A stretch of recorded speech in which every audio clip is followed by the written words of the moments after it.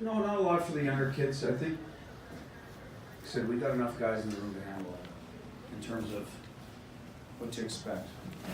For me, the message is still the same. Those younger guys, we expect consistency. Bring it every night. Obviously, this time of the year is even more important. That's pretty much the message in season. As for how it changes, I don't think a whole lot. We prepare the same pretty much every game. Yesterday, what we did well, some tendencies they have. Obviously, in the playoffs, you're getting the same team every night, so it's a little more direct focus, specifics all over the ice. But we've allowed the room to sort of take care of itself when it comes to the younger guys, middle guys. About this time of year, they've been there, so that's an experience for me is invaluable for them to impart on the younger guys or the older guys that haven't been there. And then that's pretty much it, Kevin, in terms of how the message comes out. There's times I've gone in there in Columbus. I remember going in between periods and had to raise the temperature a little bit. I didn't think we had what it take that night in terms of urgency. Some nights you have urgency, you're not going to win because the other team's good too, but I didn't like where we're at with our intensity. So that, I don't think that changed during the regular season. I think there's a lot less of that this time of year. The players, simply because they know what's at stake and they bring it. But if it's required, it's coming. That's just the way it is to get their attention. And so I don't know if that answers your question, but here we are. Left side, Joey. Coach, along those same lines, what's the line of communication like between yourself and Donnie and Cam, like the whole group, at this point?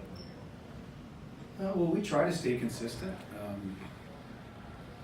I think with Donnie, it's a little more, now you meet with the supervisor, so there's a little more of that brought into it, the NHL, the officiating piece of it. Timing of games or whatever, there's more going on, so you have to talk through a little bit of that, the travel. So there's a little more administrative stuff, to be honest with you, that the Black Aces, what do we do, how do they fit in? But other than that, we still talk hockey like we always do.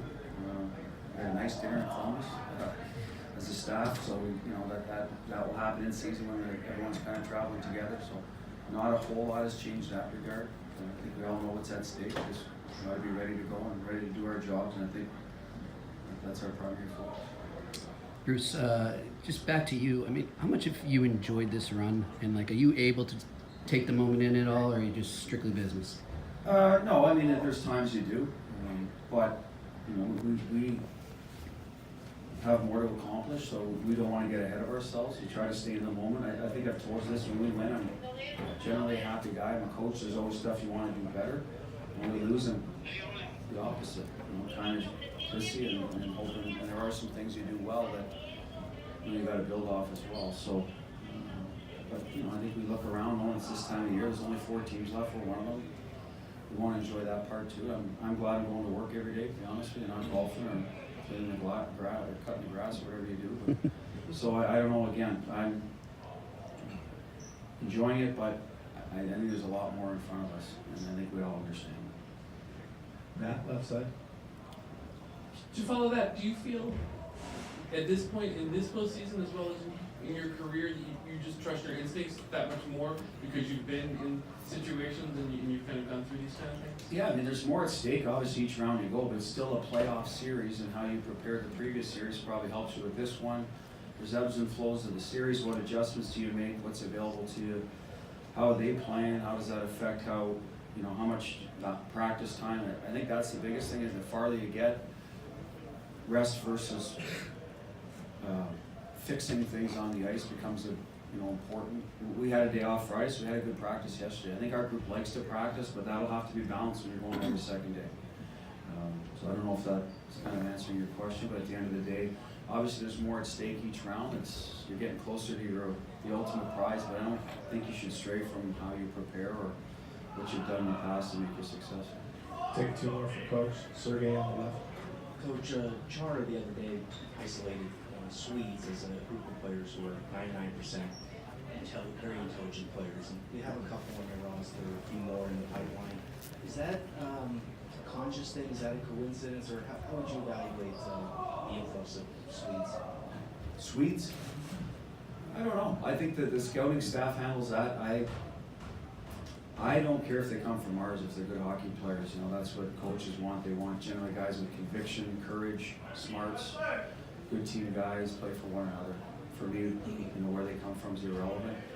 The scout, that's a better question to me, to the scouting staff, if they see a certain style of play over there that's better suited for the new NHL.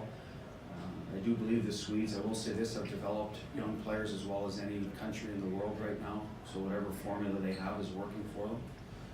But whether we look at that in depth or not, I'm not the best guy to ask. Last question on the left side in the middle. Coach, David Krejci has played an important role for your team so far.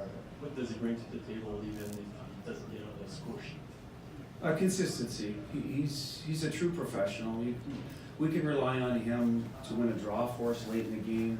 He's out there 6-on-5 a lot of times with Bergie and Marsh playing right wing. So I know when it's crunch time, we can always rely on David to play the right way and win a puck. Whether he's made some plays that night, scored a goal, been good on the power play or not, you can always rely on David at crunch time. I think his resume speaks for itself in all those areas, especially this time of year. Thank you, Coach.